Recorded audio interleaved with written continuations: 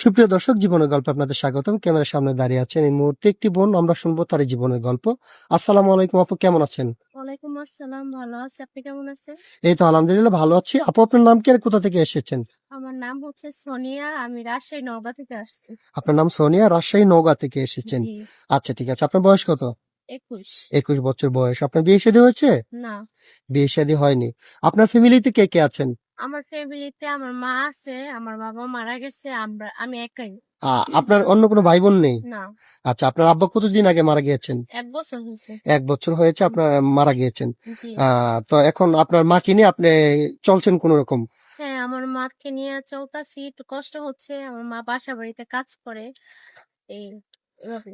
আচ্ছা, আচ্ছা। মানে আপনার আম্মু বাসা বাড়িতে কাজ করে, হ্যাঁ, ওইভাবে আপনাদের জীবনযাপন করছেন। আপনি কি করেন? আমি কিছুই করি না, এই যে টেলার্স এর কাজ শিখি আমি একটু। আপনি টেইলার্স এর কাজ শিখতেছেন। জি। আচ্ছা, আচ্ছা, ঠিক আছে, বুঝতে পেরেছি। তো আপনি আমাদের এখানে আসছেন একটা ভালো জীবন সঙ্গীর আশায়। হ্যাঁ, আচ্ছা, আপনাকে যিনি বিয়ে করবেন ওনার বয়সটা কেমন হতে হবে? আসলে বয়স 50-60 বছর হলে সমস্যা নেই। বয়স দিয়ে কি হবে বলেন? মনটা ভালো থাকতে হ্যাঁ, হবে। Right, right. বয়স ডাজন্ট ম্যাটার। মানুষ যদি বৃদ্ধ হয়ে যায় তারপরে যদি তার মন মানসিকতা ভালো থাকে, হুম, যদি আপনাকে ভালোবাসতে পারে, ভালো রাখতে পারে, আপনার কোনো সমস্যা নেই, তাই তো? না। আচ্ছা, আচ্ছা, ঠিক আছে, বুঝতে পেরেছি, সমস্যা নাই। আমরা তো এই ভিডিও পাবলিক করবো, অনেক ভাই কিন্তু আপনার সাথে যোগাযোগ করতে চাবে। আপনার সাথে যোগাযোগ করবেন কিভাবে?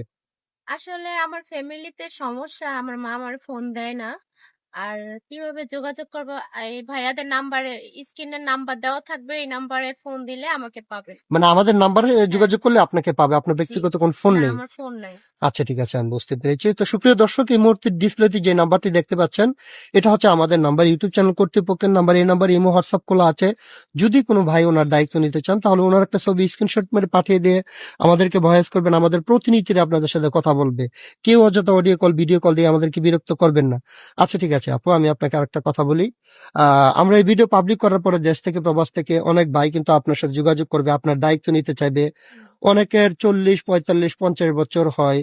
আবার দ্বিতীয়ত কথা হচ্ছে অনেকের স্ত্রী মারা গেছে, চইলা গেছে, অথবা বাচ্চা কাচ্চা হয় না।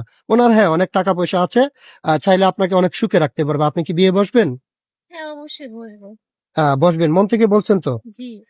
পরবর্তীতে বলবেন না যে তুমি বিবাহিত, তোমার বউ আছে, মানে খারাপ আচরণ এরকম কিছু না, করবেন না আমি তো? যাকে বিয়ে করব সে সত্যি কথাই বলবে যে বিয়ে শাদী হয়েছে কিনা, যাই না শুনে বিয়ে করবে। আচ্ছা, আচ্ছা, ঠিক আছে। হ্যাঁ, যিনি আপনাকে বিয়ে করবেন অবশ্যই হ্যাঁ, আপনাকে তার লুকোনো কথাগুলা বলবে যে হ্যাঁ, আমি বিবাহিত, অথবা আমি বিয়ে করেছিলাম, বাচ্চা কাচ্চা হয় না, ওইরকম সবকিছু অবশ্যই আমরা যাই না শুনে আপনার দায়িত্ব দেওয়ার চেষ্টা করব। জি। আর একটা কথা আছে, অনেক মেয়েরা ফোন নিয়ে চলে যায়, তারপরে আর যোগাযোগ করতে চায় না। এরকম কিছু করার ইচ্ছে আছে? না ভাই, আমি ওরকম ধরনের মেয়ে না, আমি ওরকম করবো না। আচ্ছা, ওইরকম করবেন না ইনশাল্লাহ। নামাজ কালাম পড়া হয়? হ্যাঁ, নামাজ কালাম পড়ি। আরেকটা কথা বলি, শিক্ষাগত যোগ্যতা কতটুকু? আমি ক্লাস 8 পর্যন্ত পড়ালেখা করছি। বাবা যেহেতু নাই জি। ফ্যামিলিতে, অথবা আর্থিক অবস্থা খুবই খারাপ, হুম, টাকা পয়সার জন্য ওইরকম পড়ালেখা করতে পারেননি। না। আচ্ছা, ঠিক আছে আপু, আপনার জন্য শুভকামনা। আপনি ভালো থাকবেন, সুস্থ থাকবেন। আল্লাহ